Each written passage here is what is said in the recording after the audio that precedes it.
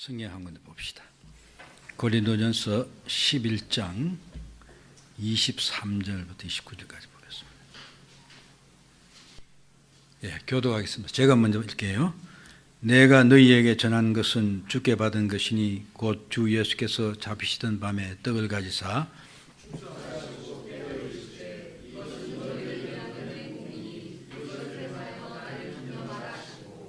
식후에 또한 그와 같이 잔을 가지시고 이르시되 이 잔은 내 피로 세운 새 언약이니 이것을 행하여 마실 때마다 나를 기념하라 하셨으니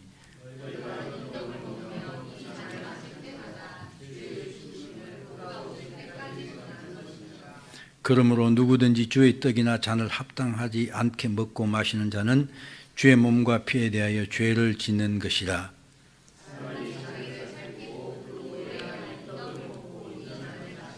같이 주의 몸을 분별하지 못하고 먹고 마시는 자는 자기의 죄를 먹고 마시는 것이다. 아멘. 우리 지난주는 우리가 오직 믿음으로 구원을 받는다 하는 그 교리를 우리가 공부했습니다. 그러면서 우리가 이 땅에 살면서 선행을 하는데 그것이 왜 하나님 앞에 의리가 될 수 없느냐. 즉 우리의 선행은 하나님 앞에서 전혀 의의가 될 수 없다 하는 그런 내용이었죠. 왜 그렇습니까? 불완전하기 때문에 그렇다. 그럼 두 번째는 또 우리가 이 땅에 살아가면서 하나님께서 우리에게 격려를 하시고 또 힘도 주시고 하나님 함께 하신다는 증거로 상을 주신다 이것이죠. 또 천국에서 상을 주시는데 그 상을 주는 건 원래 기본 개념이 그렇죠. 어떤 공이 있을 때 거기 상을 주시는데 어떻게 그 상 주신 게 공로 때문이 아니냐. 근데 그건 아니다. 하나님의 은혜로 그냥 주시는 것이다. 그러면서 또 그러면 오직 하나님의 은혜로 믿음으로 구원받는다면 성도들의 신앙의 태도가 태만해지거나 게으르거나 부주의하게 될 수 있지 않느냐. 결단코 그렇지 않다. 왜? 성령이 우리 안에 계시면서 우리를 하여금 늘 이끌어 가시고 깨우쳐 주시기 때문에 진정으로 거듭난 사람은 하나님에 대한 믿음에 대한 열심을 갖지 않을 수 없다 하는 그런 결론이 내렸습니다. 그렇죠? 네. 제가 오늘 이 부분을 준비를 하면서 참 하나님께 감사하다는 생각이 했어요. 제가 전에 하이델베르크를 하면서 이 부분을 어떻게 가르쳤는지 기억이 안 나요. 안 나는데 보니까 옛날에 가르친 원고도 보니까 제대로 정리가 안 되어 있더라고요. 근데 아무튼 아마 제가 생각할 때도 오늘 아니면 여러분들이 이런 문제를 한번 생각해 보고 우리가 이해하게 되는 그런 기회가 거의 없지 않나 하는 이런 생각이 듭니다. 좀 보면 읽어보면 좀 이렇게 이론적으로 되어 있고 그래서 조금 이렇게 얼른 이렇게 읽으면서 이해가 안 되는 그런 부분이 있는데 제가 아무튼 최대한으로 한번 설명을 잘 하려고 노력을 해볼게요. 근데 내용이 좀 많아요. 그래서 좀 시간이 많이 걸릴까 그게 염려됩니다.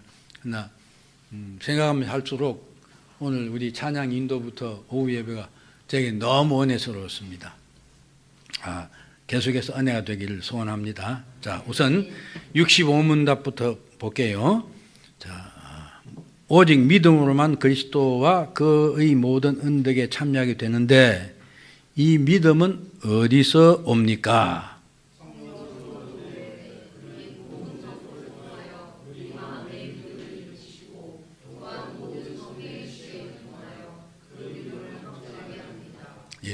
이게 이 65문이 지난주에 포함된 게 원래 성격상을 맞는데 이걸 이 25주에 넣어놓은 이유는 바로 이제 믿음이 이제 성례와 연계되기 때문에 성례를 속에는 아마 앞부분을 이렇게 일부러 이렇게 넣어놓은 것 같아요.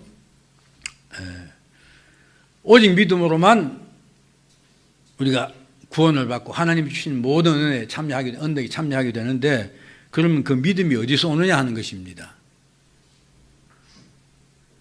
근데 그것은 성령이 우리들에게 우리 마음속에 믿음의 씨를 심어주시기 때문에 그걸 누굽니까? 벌코프인가요? 그 신학자는 믿음의 씨앗이라 그런 말을 해요. 성령께서 우리에게 새 생명을 부어주시고 거듭나게 하고 그 마음속에 믿음의 씨앗을 심어준다 이것입니다. 그래서 하나님 말씀을 귀 기울일 수 있게 하고 그걸 믿게 해준다는 것입니다. 성령이 역사 안 하시면 우리는 절대로 믿음을 갈 수 없다는 것이죠. 그게 기본입니다. 자. 그러면서 이제 오늘 이렇게 답해 보면요. 성령으로부터 오는데 그는 복음 선포를 통하여 우리 마음에 믿음을 일으키신다. 그렇죠? 믿음은 들으면서 난다고 그랬죠? 복음을 들을 때 성령이 역사해서 우리에게 그렇구나 하고 하나님 말씀을 그거 진리로 믿게 되는 그런 믿음을 만들어주신다 이것입니다. 그런데 이렇게 이제 하나님께서는 우리의 믿음이 온전해지도록 성령으로 하여금 우리의 마음속에 믿음을 일으키고 그 믿음이 확신과 더 큰 믿음으로 발전하도록 하기 위해서 교회 안에 성례란 제도를 만들어 주셨다 이것입니다. 오늘 바로 65문 답이 바로 그것입니다. 또한 성례의 시행을 통해서 그 믿음을 확정하게 한다 이것입니다. 그러면서 자연히 믿음이 씨를 주신 것 그것이 성례를 통해서 우리 믿음이 더 확신으로 또 확정되게 된다. 그래서 성례로 넘어가게 되는 것입니다. 자, 이렇게 이 부분은 하고 그 다음 66분부터 이제 본격적으로 성례에 대해서 살펴보도록 하겠습니다. 자, 66문 성례란 무엇입니까?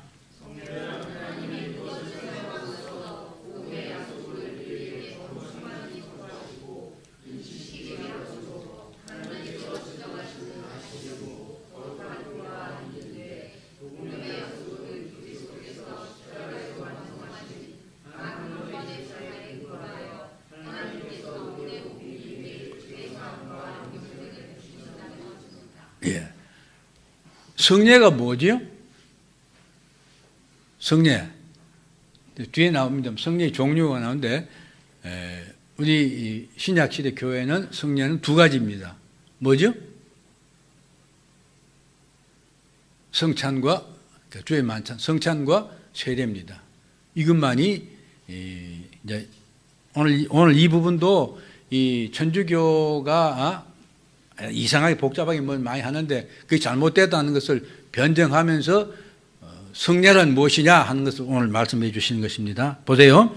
자, 성례란 하나님께서 그것을 사용함으로써 즉 성례를 사용함으로 복음의 약속을 우리에게 충분히 선포하시고 인치시기 위한 것이다 그랬습니다.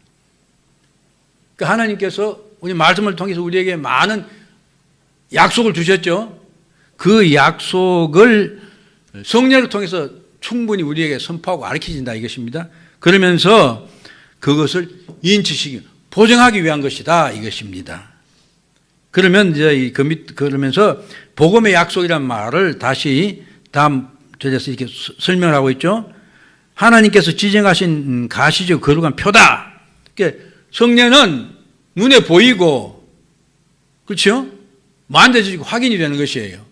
성령은 그런 것인데 그걸 뭐예요? 복음의 약속을 우리에게 충분히 가르쳐주고 선포하기 위해서 인치시기 위한 것이다. 그러면 복음의 약속은 무엇이냐? 한마디로 요약하면 그리스도께서 십자가에서 완성하신 단 한 번의 제사에 근거해서 십자가에서 단 한 번의 제사, 히브리서 그렇게 말하죠. 예수님은 자신을 속죄의 제물로 화목제의 제물로 십자가에서 우리를 드렸습니다. 그 제사에 근거하여 하나님께서 은혜로 우리에게 죄사함과 영생을 준 이게 복음이죠? 그렇잖아요. 이게 바로 복음이죠? 그래서 이게 복음의 약속을 성례를 통해서 우리에게 충분히 가르쳐 주시고 그걸 보증해 주신다. 바로 그 말입니다. 그렇죠? 자, 그러면 뒤로 넘어가겠습니다. 그래서 제가 요약해 놨어요. 성례는 복음의 약속들을 더 밝히 선포하시고 인치시기 위하여 하나님이 정하신 가시적이고 거룩한 표다.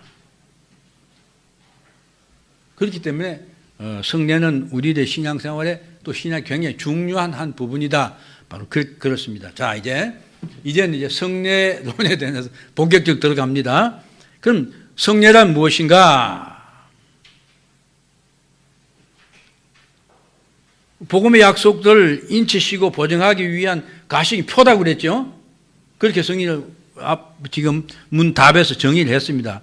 그런데 성례는 라틴어 세크라멘툼, 이게 여기 라틴에서 온 것입니다. 이게 비밀이라는 뜻을 갖는 말입니다. 그런데 세크라멘툼은 헬라어 성경의, 이게 뭐 우리 교회 컴퓨터가 이게 헬라 그게 없나 봐요. 내가 분명히 헬라어를 넣어왔는데 여기 찍어 보니까 이게 영어 스펠링이 돼. 아무튼 미스테리온, 비밀이죠.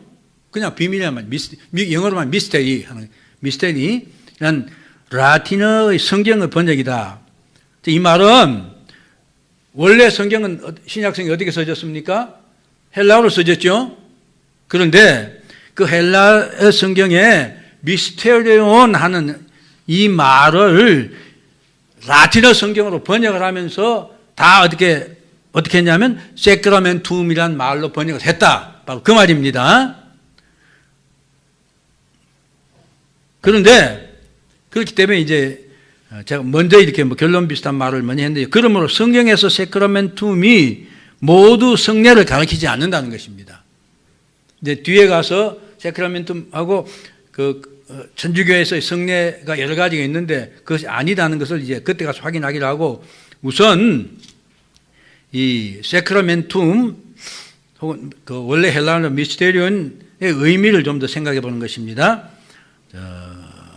아무튼 성경에서 미스테리온의 말을 라틴어 성경을 봤는데 전부 다 세크라멘툼으로 번역을 했다 이것입니다. 그런데 그것들이 분명히 다 성례를 가르치지 않고 있는 것만 틀림없는 것이죠. 이제 뒤에 가서는 그 예들이 많이 나옵니다. 아무튼 자, 성례는 성경에 나오는 미스테리온이라는 이 말은 기독교 신앙의 주요 요점들에 대해서 가르침을 받고 깨닫는 자 외에는 이해할 수 없는 하나의 표다. 즉 그래서 우리가 알지만은 복음은 어땠습니까? 복음 밖에 있는 사람들이 비밀이라고 그러죠? 그것도 미스테리온이에요. 왜 그렇습니까? 그 사람들은 복음을 깨닫지 못하기 때문에 그 비밀인 것입니다. 공개가 안 돼도 비밀이 아니라 공개됐지만 깨닫지 못하면 그건 비밀인 것이죠. 그렇죠? 바로 그렇다 이것입니다. 그래서 그 말입니다. 기독교 신앙의 주요 요점들에 대해서 가르침을 받고 깨닫는 자들 외에는, 그러니까 저와 여러분들 같이 복음의 진리를 듣고 깨달아 안 사람들, 그것 외에는 다른 사람은 알 수 없는 그 비밀을 지니는 하나의 표다 이것입니다. 하나님께서는 이런 표들이 교회 안에 항상 존재하도록 계획하셨고, 또 그것을 통해서 그분의 선하신 뜻을 사람들에게 보이시고, 그들 하여금 이 표들로서 하나님을 향한 믿음과 순종을 선포하게 하셨다. 하나님께서는 교회에 그런 비밀 표를 여러 가지를 주셨는데, 그것을 통해서 우리가 믿음을 가지고 또 우리가 마땅히 그 하나님을 향해서 순종을 해야 된다는 것을 알게 주신다 이것입니다. 이 표들로. 그래서 성례란 언약의 표 혹은 우리를 향하신 하나님의 선하신 뜻의 표다. 그 다음 두 번째는 교회가 마땅히 해야 될 회개와 믿음의 의무에 대한 표가 되도록 하는 목적으로, 또 그것들이 참된 교회를 다른 모든 종교들과 구별할 수 있는 표지가 되도록 하기 위해서 정하셨다. 즉 하나님께서는 이런 비밀들을 주셨는데, 더구나 그 중에서 성례는 교회가 회개를 하고 하나님의 말씀을 믿어야 되는 것이죠. 그것이 우리들이 마땅히 해야 될 바라는 표로 주셨다는 것입니다. 또 더 나아가서는 어떻습니까? 다른 종교들과 구분되는 표로 주신 것이다. 그 말입니다. 그런데 이 성례는 형식이 있어요. 그러니까 예식 혹은 의식이다 이것입니다. 그러니까 성찬례도 그렇죠. 세례도 분명히 예식입니다. 어떤 의식이 행사가 있죠. 반드시 그렇게 하셨다 이것입니다. 그렇기 때문에 이 성례라는 눈에 보이지 않는 하나님의 은혜를 가시적으로 보이도록 하신 것이에요.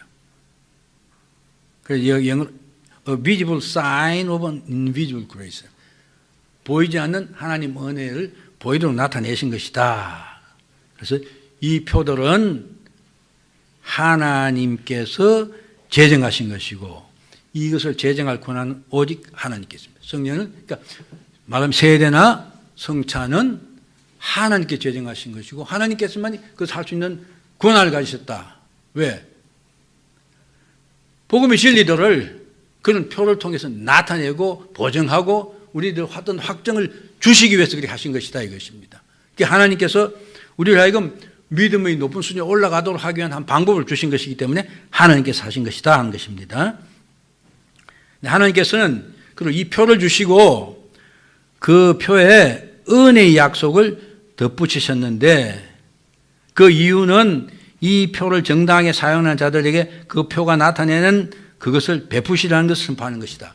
즉 세례나 성찬에는 하나님의 은혜의 약속이 붙어 있다 이것입니다. 그렇죠?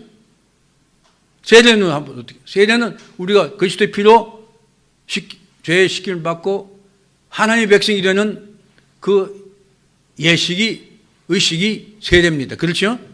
성찬은 뭡니까? 우리가 그리스도 몸에 참여해서 그리스도 하나 된다는 것을 나타내는 것입니다.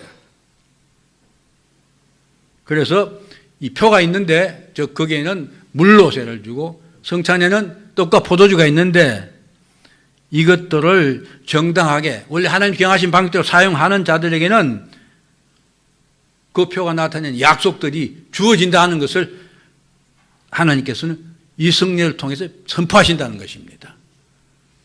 좀 복잡하고 꼬입니까?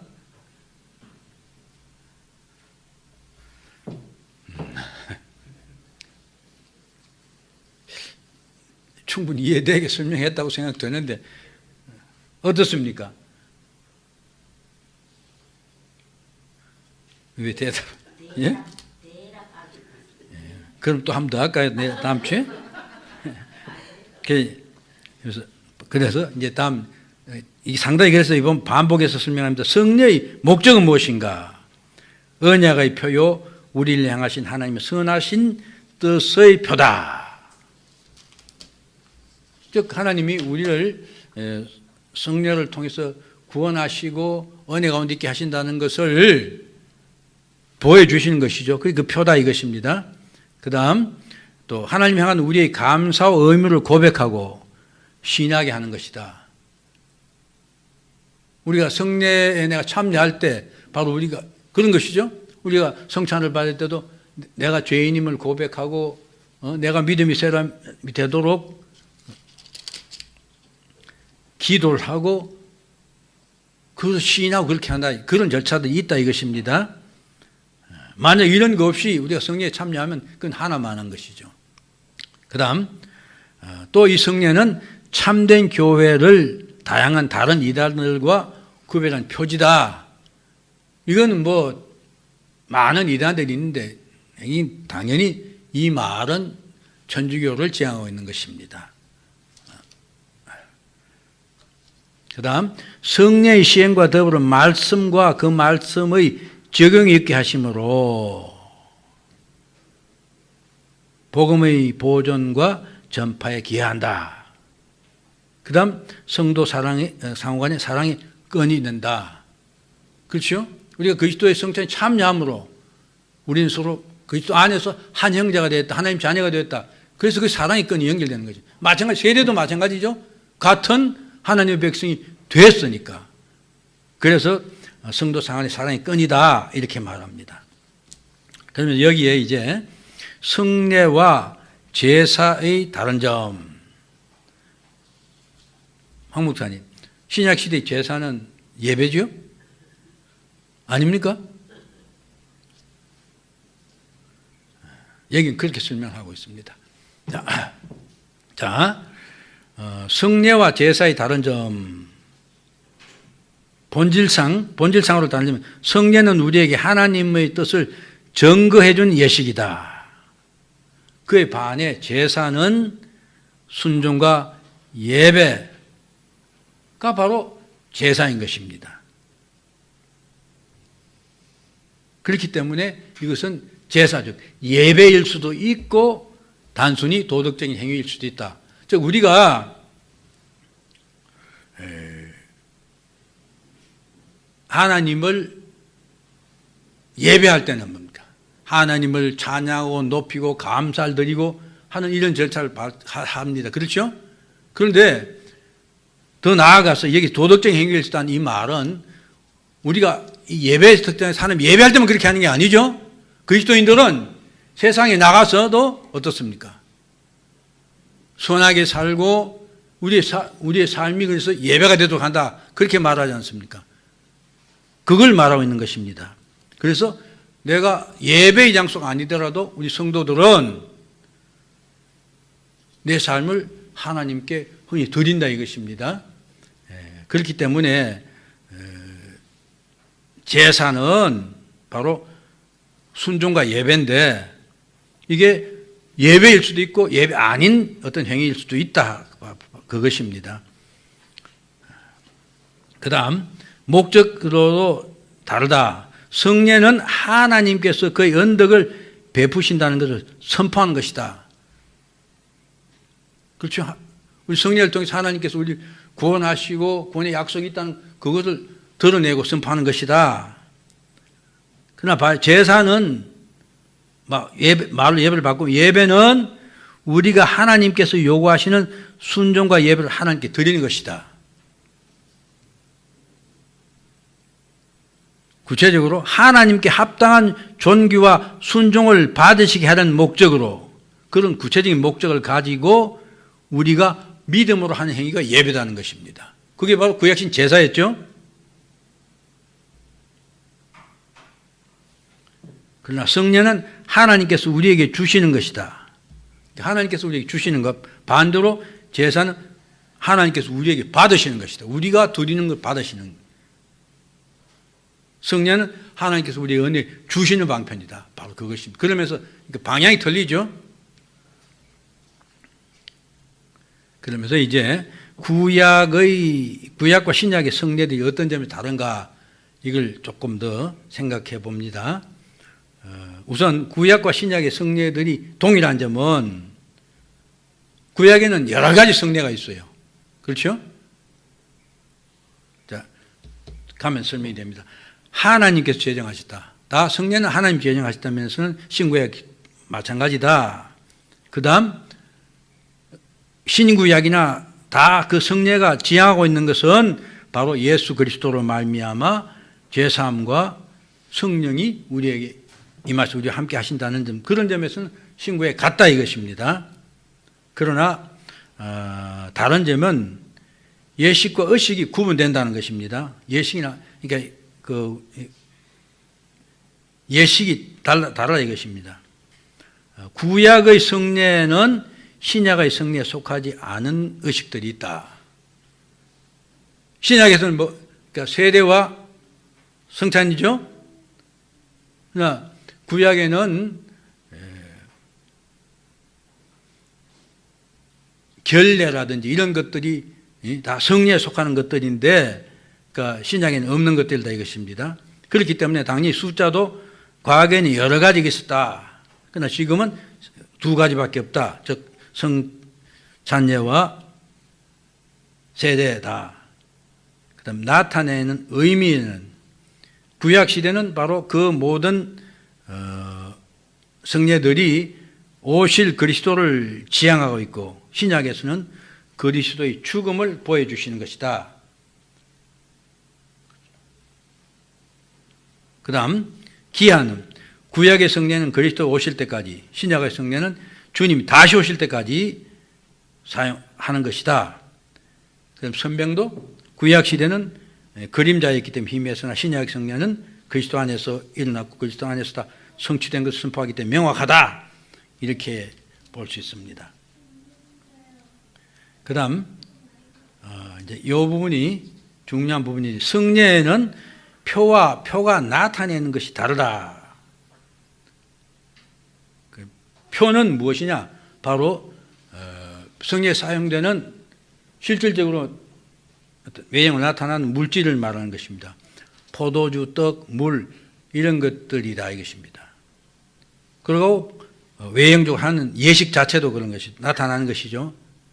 그러면 이 나타내는 것은 바로 그것이 무엇을 나타내냐 하는 그런 말입니다. 성례에는 포도주가 있고 물이 있고 떡이 있는데 그게 표다 이것입니다. 성례 표인데 그게 뭘 나타내느냐? 그렇죠? 나타내는 건 다르죠? 구체적으로 말해서 포도주는 예수 그리스도의 피를 나타내는 것입니다. 그렇죠? 떡은 그리스도의 몸입니다. 그런 말입니다. 그러니까 외형적인 것, 참 나타내는 것은 그리스도와 그가 베푸시는 모든 언덕들이다. 그러니까 떡 자체가 피가 그리스도 자체를 나타낼 수도 있고 그러면서 그것을 통해서 우리를 하여금 구원하시는 그런 언덕들 그것을 다 나타낸다 이것입니다. 그리스도와 연합된 교제와 그 언덕에 참여하는 것들을 다 나타낸다. 바로 그것입니다. 그러니까 떡 자체는 떡이지만은 그것이 나타내는 것은 바로 그리스도의 몸을 나타낸다. 바로 그런 말입니다.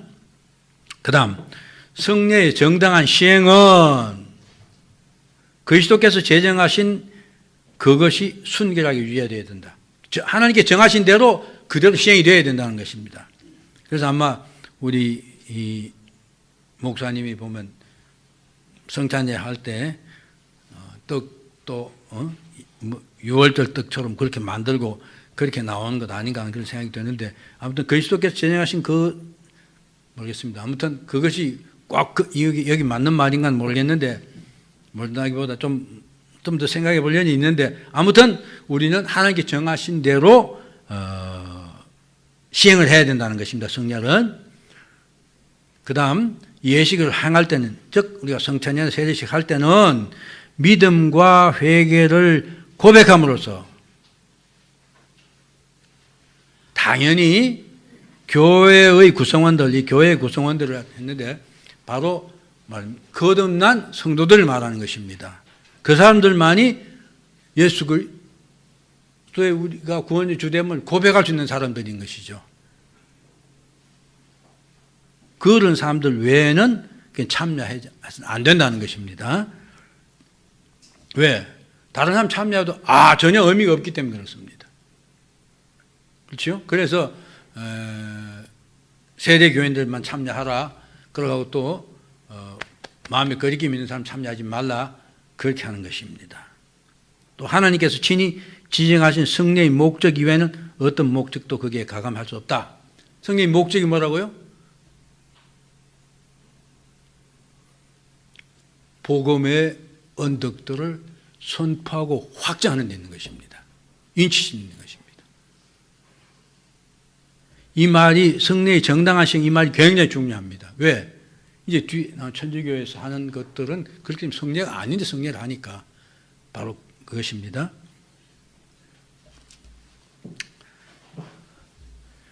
예. 67문답도 해봅시다. 자, 그러면 말씀과 성례는 모두가 우리의 믿음을 우리의 구원의 유일한 근거인 예수 그리스도의 십자가의 제사로 향하게 하기 위하여 제정된 것입니까? 예, 그렇습니다. 왜냐하면 성령께서 우리의 구원 전체가 그리스도께서 십자가 위에서 우리를 위해 단번에 되신 제사에 달렸다는 것을 복음 안에서 가르치시며 또한 성례로 확신시켜 주시기 때문입니다. 자, 이제 지금 구약 시대 성례와 신약 성례를 이렇게 비교를 했는데요. 이제 또 지금은 말씀과 성례를 비교하는 것입니다. 선포된 말씀, 성례 그래서 말씀과 성령은 모두가 우리의 믿음을, 우리의 구원의 유일한 근거 예수 그리스도의 십자가의 제사, 즉 예수 그리스도의 십자가의 죽으심, 단번된 제사, 그것을 향하여 제정된, 그것을 향하도록 제정한 것이냐? 그렇다는 것입니다. 왜냐하면 성령께서 우리의 구원 전체가 그리스도께서 십자가에서 위에서 우리를 위해 단번에 진 제사에 달려있다는 것을 복음 안에서 말씀으로 가르치시고, 그렇죠? 복음 안에 말씀을 가르치고 성령으로 확신시켜준다, 그것입니다.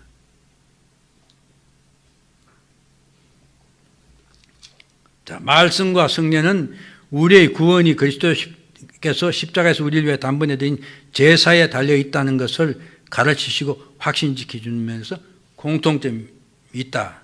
그러나 또 상이점도 있다는 것입니다. 말씀과 성령을 구분해서 보는 것입니다. 공통점은 말씀이나 성령가 다 하나님께서 그 주인이시다. 그 다음 하나님께서는 이 둘을, 말씀과 성령을 교회의 사역자들을 통해서 시행하신다. 그렇죠? 말씀을 선포하는 사람도 목사고 혹은 교육자고, 성령을 시행하는 사람도 목사입니다. 그렇죠? 그걸 말하고 있는 것입니다. 하나님께서는 이 둘을 교회의 사역자를 통해서 시행하신다. 즉 사역자들을 통해서 말씀을 전해주시고 그들을 통하여 성령에 사용되는 표를 베풀어 주신다. 그렇기 때문에 우리가 상식으로도 알고 있지만 성찬례를 목사가 아니면 아무나 집행할 수 있는 게 아니다. 그걸 알고 계시죠? 바로 그것입니다. 그들을 통해 성령에 사용되는 표를 베풀어 주신다. 목사가 떡도 나눠주고 말씀도 전가하고, 표라는 것은 성령에서 말하는 것이죠. 목사가 그것 한다. 교회 사역자가 그 일을 한다. 그것입니다. 그러나 그 표가 나타내는 것들, 아까 표가 나타내는 건 뭐라고요? 즉 떡이면 떡이 나타내는 것은 그리스도의 몸이다. 바로 그것이죠. 피를 통해서 우리 죄를 속하신다. 포도주를 통해서. 근데 그것은, 그 표가 나타내는 것들은 그 말입니다. 성자께서 우리들에게 직접 베풀어 주신다. 그건 목사가 하는 거 아니죠? 죄를 속하고 그리스도와 우리가 하나 되게 하는 것, 그것은 그리스도가 하시는 것이 우리가 하는 것 아니다. 바로 그 말입니다. 그 다음에 둘 다 성령께서 우리 속에 믿음을 일으키시고 강건하게 하신 수단들이다. 즉 말씀이나 성령가 바로 우리들의 믿음을 강건하게 하는 것이나 믿음을 일으키는 것인 그런 수단이다. 바로 그것입니다. 또 하나님께서는 이것들을 통해 그의 뜻을 선포하시고 동일한 복과 은혜와 그리스도를 제시하신다. 즉 말씀으로, 성례로 하나님의 뜻을 드러내시고 또는 우리가 하나님의 복받은 자라 은혜를 또 그리스도를 제시해 주신다. 그것입니다. 그러나 다른 점은 본질이 다르다. 아까 앞에서도 잠시 우리가 봤어요. 제사회에서 그렇게 봤죠. 본질이 다르다. 말씀은 사용하는 사람들에게 따라 특정한 내용을 뜻하고 표현한다. 하나님 말씀은 선포하는 자가, 전달하는 자가, 설교하는 자가 그 말씀을 잘 해서 전하는 그런 어떤 특정한 의미를 가진다. 그것입니다. 그러나 성례는 표와 그 표들이 나타나는 것들 사이에 있는 유비에 따라 특정한 내용을 제시한다. 자, 표는 뭐라고 했습니까? 겉에 가시적인 보이는 것이라고 그랬죠. 그 나타내는 것은 바로 그것이 의미하는 바라고 했습니다. 근데 여기는 비슷함이 있다 이런 말이죠. 유비에 따라서 특정한 내용을 제시한다. 그렇기 때문에 성찬에서는 그리스도의 떡이 그리스도의 몸을, 포도주가 그리스도의 피임을 나타내고 또 그것을 통해서 우리가 속죄함 받고 그리스도의 몸에 참여한다 하는 이런 딱 정해진 의미가 있다 이것입니다. 그런 면에서 성례가 나타내는 것과 말씀이 전해지는 차이가 있다, 다르다 하는 것입니다. 그 다음 말씀은 읽고 듣기도 하지만은 성령의 표는 느끼고 보고 맛보는 것으로 받는 것이다. 그럼 뭐 이건 너무 당연한 이야기죠. 말씀은 그 말씀 내용을 우리에게 선포하고 전하는 것이지만은 성령의 표는 먹으니까, 그렇죠? 맛보고 만지니까.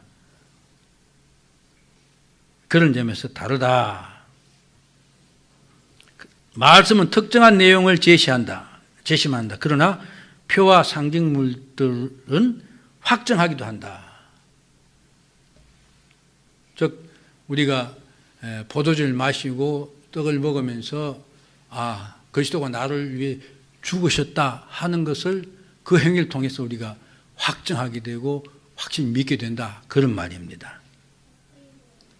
그 다음 대상이 다르다. 너무 꼬집꼬집 해놨는데요. 말씀은 모든 사람의 믿음을 갖기 위하여 말씀이 선포되는 대상은 모든 사람에게 우선 선포돼요. 그렇죠? 그래서 여기 말씀 모든 사람에게 믿음을 갖게 1차적으로 믿음을 갖게 하는 목적으로 모든 사람에 선포됩니다. 그다음에 두 번째는 핑계가 없도록 하기 위해서 나중에 주님 심판할 때 나는 하나님 말씀 못 들었기 때문에 예수 못 믿었습니다. 성경에 분명히 그렇게 되어 있죠. 핑계 못하게 하기 위해서 또 우리 성도들 향해서는 믿음을 굳건히 하기 위해서 선포가 된다. 그러나 성령은 모든 사람이 대상이 되지 않지요. 앞서 이미 설명했다시피 회개와 믿음을 고백하는 교회의 구성원들, 교인들. 그 가시적인 정보는 뭡니까? 세대 교인 이렇게 말합니다. 그러나 세대 교인이라고 사실 진정한 교인이 아니니까 교회원들, 교회 구성원들에게 해당된다 이렇게 말합니다. 그 다음 또 말씀은 동시에 모든 사람에게 전해진다. 말씀 목사님 여기 써서 한꺼번에 여러 사람을 대상으로 합니다. 그렇죠? 그러나 성령은 어떻습니까? 한 사람 한 사람 1:1 상대예요. 세대도 그렇고 성찬도 그렇죠?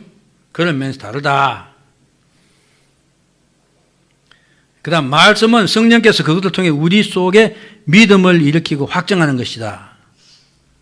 믿음을 일으키는 것이다. 그렇기 때문에 성찬보다 성례보다 앞선다. 그러나 성례는 믿음을 확정하는 수단이다. 우리가 성찬함으로써 그리스도가 나를 위해 죽으셨고 나를 위해 피 흘리셨고 하는 것을 우리 마음속에 확정하게 된다. 바로 그것입니다. 그 다음 말씀은 성인들에게만, 성례는 유아들에게도 해당될 수 있다. 그렇죠? 우리 말을 못 알아듣는 어린이들에게 말씀을 전가하는 게 의미가 없습니다. 그렇죠?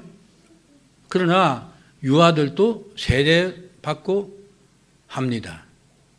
구약시대는 할례를 받았죠. 하나님의 백성의 가족에 속하는 사람들 할례가 시행이 되었습니다. 바로 그것을 말하는 것입니다. 그 다음 말씀은 구원을 위하여 충족한 필수적이다. 말씀으로 우리는 듣고 믿고 구원을 받습니다. 그렇기 때문에 말씀은 우리가 구원을 받는데 반드시 있어야 되는 것이고 또 말씀만으로 우리는 믿어 구원에 이르게 되기 때문에 충족하고 우리가 그 수학에서 말하는 논리할 때 충분 조건이다. 그러면서 필요 조건이기도 하고 충분 조건이다. 바로 그것입니다. 그러나 성례는 모든 사람에게 절대적으로 필수인 것은 아니다. 그렇죠? 너무 뻔한 이야기입니다. 그 다음에 말씀은 공적이며 사적인 해명을 통해 성례가 없이도 효력을 발생할 수 있다. 얘가 고넬료의 예가 되는데 사도 베드로가 고넬료 초청을 받아서 거기서 공적인 교회 모임이 아니었죠. 그러나 말씀을 전가하니까 구원을 받게 된 그런 역사가 나타났다. 그래서 말씀은 공적이고 사적인 해명을 통해서 성례가 없이도 효력을 발생했다. 그러나 성례는 말씀 없이는 존재할 수 없다. 그것입니다. 그 다음 말씀은 성례의 표를 통해서 확정되고 성례는 말씀을 확정시킵니다. 그래서 성례는 눈에 보이는 말씀이다. 이건 어거스틴이 한 말입니다. 막 달렸네요. 자, 그 다음 이제 마지막 68문 하겠습니다. 그리스도께서 신약에서 몇 가지의 성례를 제정하셨습니까? 이미 한 말이죠. 신약에는 두 가지 성례밖에 없습니다. 그렇습니까? 황 집사님 그래요? 대답 안 하세요. 두 가지밖에 없습니다. 분명합니다. 예수님께서 제정하신 것입니다. 성찬례는 마지막 날 저녁에, 그 다음 세례는 마태복음 28장에 나옵니다. 그렇죠? 너희는 가서 모든 족속 제자 삼아 아버지와 아들 성령의 이름으로 세례를 베풀고 내가 본분 가르치게 하라. 그런 교회와 함께 하신다. 주님께서 그렇게 말씀하셨습니다. 두 가지입니다. 신약에는 그리스도께서 제정하신 오직 두 가지의 성례, 세례와 주의 성찬이 많이 있다. 세례는 구약에서의 할례와 각종 결례에서 예시한 것을 대체한 것이다. 이해하셨죠? 이 말을 잘 이해하십시오. 세례는 구약에서 할례, 기본 할례, 그 다음 여러 가지 결례가 있어요. 그것들을 대체한 것이다. 주의 성찬은 얼마 전에 우리 목사님이 6월절에서 말씀을 하셨는데 6월절 양을 비롯해 율법의 각종 희생 제사들이 예시한 것이다. 이것입니다. 그래서 성례의 정의는 오직 이 두 가지 성례만 일치할 뿐이다. 이건 뒤에 가톨릭의 여러 가지 그거를 말하기 위해서인데 앞서 성례의 정의를 제가 내렸습니다. 자, 근데 천주교에서는 이 두 가지 성례에다가 5가지를 더 추가합니다.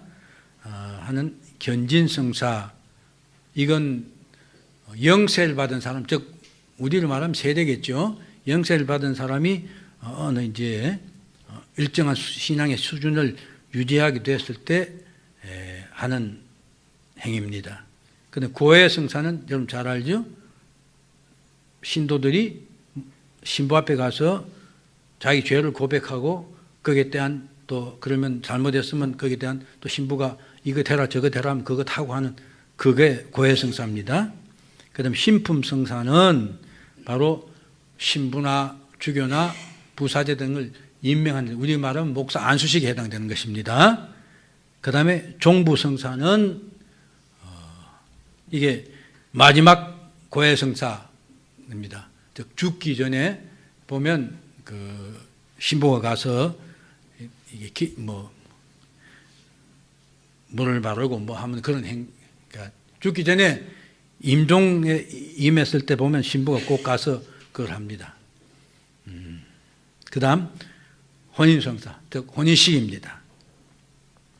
네, 한마디로 이것들은 성례가 아니라는 것입니다. 왜? 이미 성례의 정의에서 나왔어요. 또다시 제가 설명 안 하고 앞에 혼인 보십시오. 자, 천주교에서는 이런 것들을 성례로 보는 이유를 바로 앞서 저기 말할 때 성례의 정의에서 나왔죠.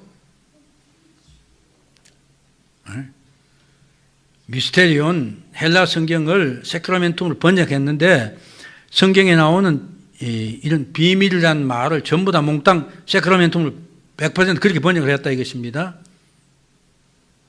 만약에 이렇게 된다면, 이게 전주교 이게 자기 논리예요. 논리인데, 만약에 그렇다면 성경에서 미스테리온에 나온 이 부분을 세크라툼을 다 번역을 했으니까, 그럼 그게 다 성사가 돼야 성례가 돼야 맞다 이것입니다. 그러면서 이제 보면, 에베소 1장 9절에 보면, 하나님의 뜻이라고 하는데, 이게 비밀이라고 그랬어요. 또, 에베소 3장 3절에 보면, 이방인을 부르신 것도 아니 비밀이라고 그랬어요. 다 이게 미스테리온이 되겠습니다. 그 다음에 디모데전 3장 17절 뭡니까? 경건의 비밀이라고 그랬어요. 그렇죠? 그런가 하면 또 에베소 5장 23절에 보면 그리스도와 교회의 연합을 이게 부부의 관계를 비유하게 하면서 말할 때 이것도 미스테리온이라고 그랬어요. 그럼 이런 것들이 다 성례가 되어야 되는 것 아니냐? 바로 우선 그것이 그 말입니다. 성례는 세례와 성찬식밖에 없다. 그 외 천주교에 보면 5가지는 기본적으로 성례의 정의에 맞지 않은 것이다 이것입니다. 그런데 이 사람들이 성경의 번역 그걸 가지고 이렇게 하는데 아니다. 바로 그 말입니다. 자, 제가 마지막에 이제 성례에 관한 논지를 정리해 보면 지금까지 한 내용들을 한번 요약 다시 해보겠습니다 하고 끝낼게요. 자, 하나님은 언제나 은혜와 영생에 대한 약속에 특정한 표와 의식을 결합시켰는데 교회는 이것을 가리켜 성례라고 불렀다. 우리의 구원의 약속이나 이런 것들의 어떤 표, 어떤 가시적인 것과 그 다음에 그걸 진행한 절차, 의식을 결합시켜서 그것을 성례로 했다 이것입니다. 그게 바로 세례나 성찬식이다. 할례는 아브라함에게 주어졌고 모세를 통해 희생의 제사들과 의식들이 크게 증가되었다. 그런데 이게 역사가 그렇게 돼 예수 그리스도께서는 성찬과 세례를 제정하셨다. 그렇게 신약 시대의 성례는 이 2가지뿐이다. 그 다음 성례는 하나님과 신자 사이 영원한 언약의 표로 은혜의 약속이 덧붙여진 것이다. 그 목적은 참된 믿음으로 이 상징물을 사용하는 자들에게 복음의 약속에 따라 하나님께서 그리스도와 그의 모든 언덕을 전해주시며 그들의 믿음을 견고하게 하시라는 것을 선포하고 정언하시고자 합니다. 그러니까 성례가 제정된 목적이 바로 그것이다 이것입니다. 그렇기 때문에 하나님께서 명령하지 않으신 의식이나 은혜의 약속의 표들이 되는 목적으로 제정되지 않은 것들, 은혜의 약속이 표들이 되는 목적으로 제정 안 하는 것들은 교회의 표가 아니다. 저 위에서 말하는 이런 것들은 은혜의 약속이 첨부되지 않은 것들이기 때문에 성례가 아니다는 것입니다. 이런 것들 행하면 진정한 교회의 표가 아니다. 이렇게 결론을 내릴 수 있습니다. 그 다음 모든 성례에는 2가지가 포함되어 있다. 눈에 보이는 형체가 있는 표, 즉 가시적 물질 이런 것이죠. 그 다음에 의식, 그 다음 그 표가 아까 말한 나타내는 것들. 떡이 뭘 의미하고 포도주가 뭘 의미한다, 물이 뭘 의미한다, 바로 그것입니다. 이것이 성례는 반드시 있다. 하늘에 속한 신령한 것들 그리스도 자신과 모든 언덕들이다. 표는 그것이다. 이것들은 믿음을 통하여 성령의 능력을 통해서 우리에게 전달된다. 그다음에 하나님의 지정에 따라 나타나 보이지 않는 신령한 것들이 눈에 보임이 형체가 있는 것들을 통해 나타내지고 표들이 정당하게 사용될 때 그 표와 더불어 드러나고 받아들여진다. 그다음 표의 명칭이 그것들이 나타내는 것들에게 돌려지는 이유는 그들 사이의 유비 때문이다. 즉 포도주가 그리스도의 피다. 그 말한 이유는 그것도 유비다. 그런 이야기입니다. 그렇게 제도를 만드신 것이죠. 그 다음에 성령의 정당한 시행은 하나님께서 성례를 제정하신 목적에 합당하도록 지정한 예식을 그대로 준수하는 것에 있다. 하나님께 정하신 대로 준수해야 된다. 앞서도 강조를 말씀드렸습니다. 그 다음에 경건한 자들은 표를 받아 구원이 일어나 불경건한 자들은 표를 받아 정죄에 이른다. 그렇죠? 그래서 성찬에는 믿지 않는 사람들 참여하지 말아라. 혹은 마음에 거리낌이면 참여하지 말라는 것입니다. 그걸 받아서 오히려 정죄함을 받는다. 그것입니다.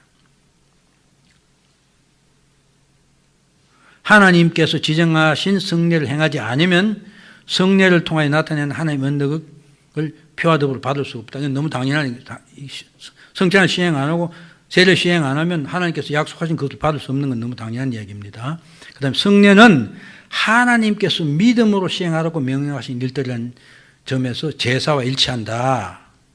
그러나 아까 성례는 하나님이 우리에게 그가 베푸신 은덕을 나타내시고 선포하는 것이다. 성례는 하나님께서 우리에게 나타내시고 선포하는 것이다. 그러나 제사는 우리의 순종을 드러내고 나타내 보이고 하나님께 드리는 것이다 하는 것입니다. 그냥 막 달려왔습니다. 성례는 하나님께서 제정하신 목적에 따라 지정한 의식대로 행해야 되고 그렇게 해야만 하나님이 약속하신 은덕을 받을 수 있다. 이렇게 결론을 냈습니다. 자, 제가 질문을 받을게요. 너무 막 짜자자자자 했기 때문에 여러분 기본적으로 우리 성례는 성찬례와 세례가 있다. 그게 하나님이 정하신 대로 시행이 되어야 된다. 그 외의 것을 성례라고 말하는 것은 진정한 교회의 표지가 아니다. 말하면 이단이다 이것입니다. 굉장히 중요한 이야기입니다. 아주 줄이면 오늘 그 이야기를 하고 싶었는데 그래서 세대의 의미, 성찬의 의미 다 여러분께 쭉 설명을 드렸어요. 네. 아마 똑똑하신 황정비 집사님이 아까 말씀 안 하신 것 같아. 와, 이게 이해가 제대로 안 됐구나 하는 생각이 드는데 그냥 질문할 수 있게 좀 하십시오. 자유롭게.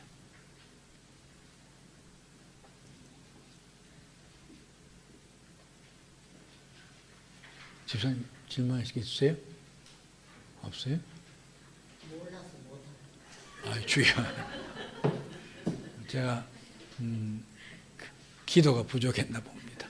그리고 좀 양이 많았어요. 이걸 엄청 줄였는데 대체적으로 그냥 정리해 보니까 A4지 지금 한 5장 정도 되더라고요. 줄이고 보니까 지금 3시 50분인데 아무튼 오늘 시작이니까 또 내년에 한 번 더 하면 이제 그때는 또 이해가 더 쉽지 않겠나. 근데 사실 가만히 두고 읽어보면 다 이해할 수 있는 말인데 자꾸 이렇게 논리적으로 논쟁을 하려다 보니까 이렇게 된 것입니다. 자, 기도하고 마칠게요.